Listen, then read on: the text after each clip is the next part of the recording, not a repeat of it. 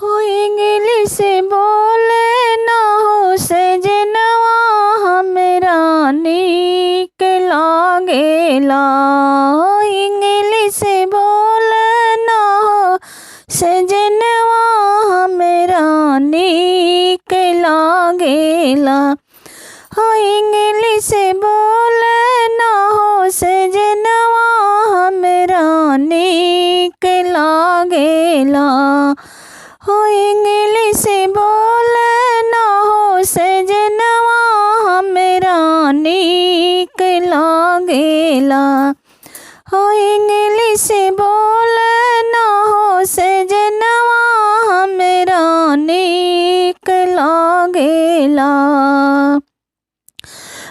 पापा के फादर कहेला, मम्मी के मदर कहेला। पापा के फादर कहेला, मम्मी के मदर कहेला।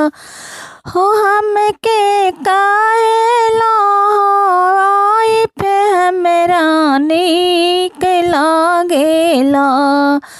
हो हमके कहेला वाइफ हमरा नीक लागेला। हो इंग्लिश बोले ना हो सजनवा हमरा नीक लागेला। हो इंग्लिश बोले ना हो सजनवा हमरा नीक लागेला।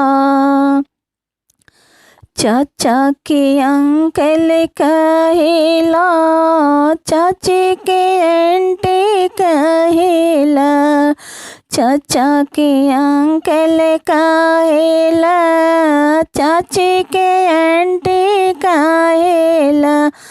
हो हमके कहेला वाइफ हमरा नीक लागेला। हो हमके कहेला वाइफ हमरा नीक लागेला। हो इंग्लिश बोले ना हो सजनवा हमरा नीक लागेला। हो इंग्लिश बोले ना हो सजनवा हमरा नीक लागेला। भाई के ब्रदर कहेला, दीदी के सिस्टर कहेला। भाई के ब्रदर कहेला, दीदी के सिस्टर कहेला। हो हमके कहेला वाइफ हमरा नीक लागेला। हो हमके कहेला वाइफ हमरा नीक लागेला। हो इंग्लिश बोले ना हो सजनवा हमरा नीक लागेला। हो इंग्लिश बोले ना हो सजनवा हमरा नीक लागेला। हो इंग्लिश बोले ना हो सजनवा हमरा नीक लागेला। हो इंग्लिश बोले ना हो सजनवा हमरा नीक लागेला।